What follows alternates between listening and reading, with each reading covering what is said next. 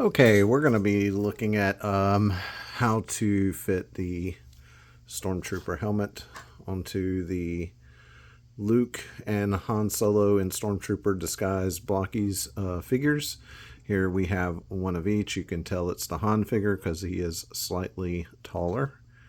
And then he also has the, I think it's called DLT-19, the longer blaster there, whereas Luke only comes with the, I think it's called the E11 standard blaster, the shorter one. Both of them do come with hands holding it, but I think only Han does one hand, whereas Luke does both.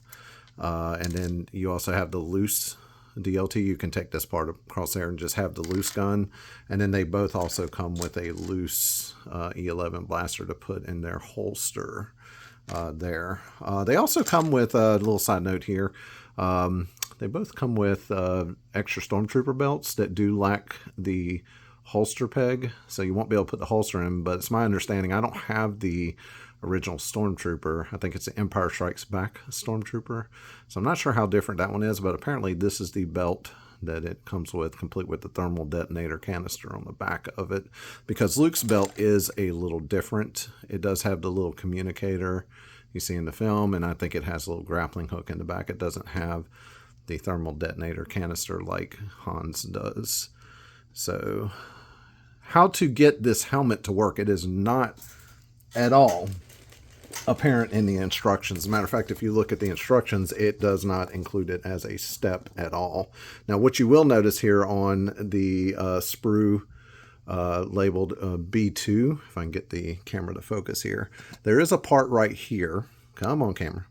There's a part right here that you can see. It has a red circled like X on it, and it doesn't even tell you what, I don't think, what these red circled X's are, other than they're not, I guess, covered in the main thing.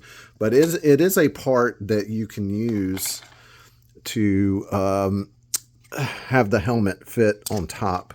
Because you can see here, the helmet does have a little female ball joint in it here. If you follow the instructions, the helmet does not have that female ball joint in it. Instead, it has the instructions. If I can get this open here, the instructions tell you to put on the inside, and it has. Let me see if I can find this part right here, which gives you, this will go on the inside of the helmet. You can take this helmet apart, and I'm going to do that here in a minute. And when you do that, it does allow for this handpiece to go into the inside of the helmet and essentially have them holding the helmet that way. So I'm going to pause the video so I can get this helmet open. Okay, so I was able to use a X-Acto knife and very carefully kind of wedge this piece off of here. I originally made a video showing how I modified one of the, because it does come with two neck pegs, and I did originally try to modify one of them to kind of fit inside the original piece inside the helmet. However, this is definitely a superior way, and the only drawback is that taking this helmet apart is a bit of a pain to do. But if you take your helmet apart, or if you haven't assembled it yet, just simply swap out this piece here, and this is what it looks like. It's on the sprue labeled B2, that is in Bravo number 2. You can this inserts in there. Look at the T sides. There's little T shapes in both sides. Whoops. You can look and see that there's little T shapes inside both sides of the helmet. This is the front of the helmet and the back. And you just put the T-shape inside there, and it fits in there very similar to the way that the part in the instruction book, which looks like this.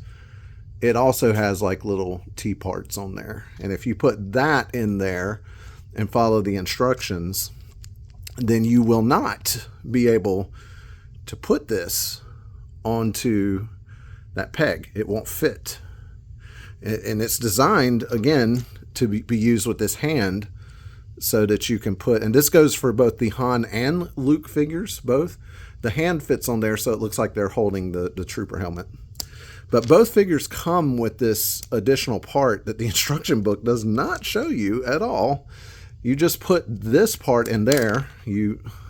My clumsy fingers today.